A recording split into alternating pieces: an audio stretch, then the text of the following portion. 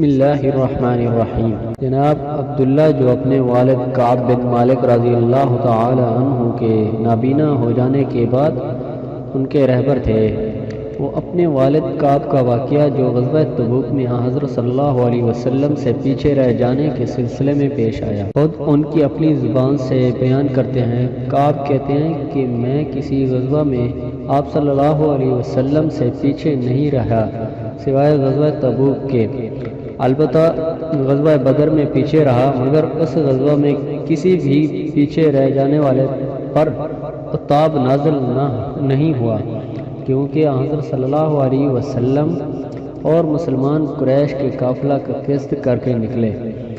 اللہ تعالیٰ نے اپنی قدرت سے بغیر کسی قول و قرار کے ان کو ان کے دشمنوں کے ساتھ جمع کر دیا۔ بیعت عقبہ ثانیہ کی رات جب ہم نے حضرت صلی اللہ علیہ وسلم کے ساتھ اسلام پر عہد و پیمان باندھا تو میں اس میں موجود و حاضر تھا، اور مجھے تو بدر کی حاضری سے بڑھ کر وہ حاضری محبوب ہے، اگرچہ لوگوں میں تذکرہ شہرت و غزوہ بدر کی زیادہ ہے۔ میرا واقعہ کچھ اس طرح ہے کہ جب میں غزوہ تبوک میں حضرت صلی اللہ علیہ وسلم سے پیچھے رہ گیا، میں پہلے کبھی اتنا تن و مند و خوشحال نہ تھا جتنا کہ اس غزوہ کے وقت تھا، جس میں کہ میں پیچھے رہ گیا۔ اللہ کی قسم اس سے پہلے 2 سواریاں بھی میرے ہاں اکٹھی نہ ہوئی تھی، جبکہ اس غزوہ میں میرے پاس 2 سواریاں موجود تھیں۔ اس کے علاوہ آپ صلی اللہ علیہ وسلم جس غزوہ کے لیے تشریف لے جاتے تو آپ صلی اللہ علیہ وسلم غزوہ کے سلسلے میں توریہ فرماتے، مگر طور یہ فرماتے جب رسول صلی اللہ علیہ وسلم نے یہ غزوہ فرمایا تو وہ سخت گرمی کا زمانہ تھا، اور سفر بھی دور دراز اور بیابانوں کا درپیش تھا، اور بہت زیادہ تعداد والے دشمن کا سامنا تھا۔ اس لیے آپ صلی اللہ علیہ وسلم نے مسلمانوں کے سامنے وضاحت سے بیان فرما دیا تاکہ وہ اچھی طرح اس غزوہ کے سلسلے میں تیاری کر لیں۔ اس طرح آپ صلی اللہ علیہ وسلم آپ نے اس جانب کی بھی وضاحت فرما دی جس کا ارادہ آپ صلی اللہ علیہ وسلم رکھتے تھے۔ مسلمان حضرت صلی اللہ علیہ وسلم کے ساتھ کثیر تعداد میں تھے، اور ان کے ناموں کو محفوظ کرنے والے اوراق اور کتب بھی نہ تھی، مراد رجسٹر ہے۔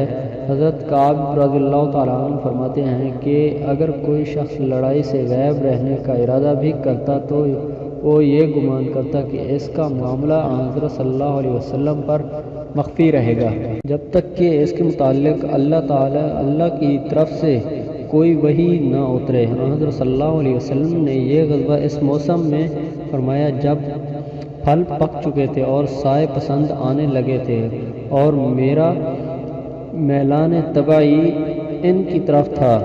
حضرت صلی اللہ علیہ وسلم اور مسلمانوں نے آپ صلی اللہ علیہ وسلم کے ساتھ تیاری کی۔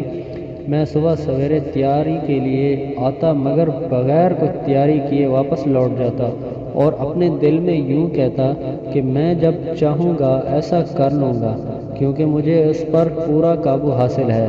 سو یہ تاخیر مجھ پر کچھ اسی قدر طاری ہو رہی کہ لوگ جہاد کی تیاری میں مسلسل مصروف رہے، یہاں تک کہ ایک صبح حضرت صلی اللہ علیہ وسلم اور مسلمان غزوہ پر روانہ ہو گئے، اور میں نے اپنا سامان اب تک بالکل تیار نہ کیا۔ پھر میں صبح سویرے آتا اور بغیر تیاری واپس لوٹ جاتا۔ یہ تاخیر مجھ پر طاری رہی اور مسلمانوں نے جلدی کی اور جہاد کا معاملہ آگے بڑھ گیا۔ میں نے کوچ کا ارادہ بھی کیا تاکہ ان کو جا ملوں، کاش کہ میں ایسا کر لیتا، مگر میں ایسا نہ کر سکا۔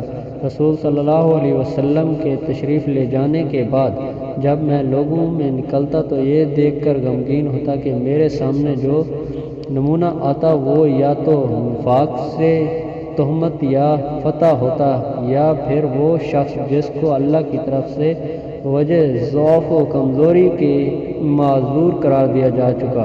حضرت صلی اللہ علیہ وسلم نے تبوک پہنچ کر میرا تذکرہ فرمایا جب آپ صلی اللہ علیہ وسلم صحابہ کے درمیان تشریف فرما تھے کہ کعب بن مالک نے کیا کیا۔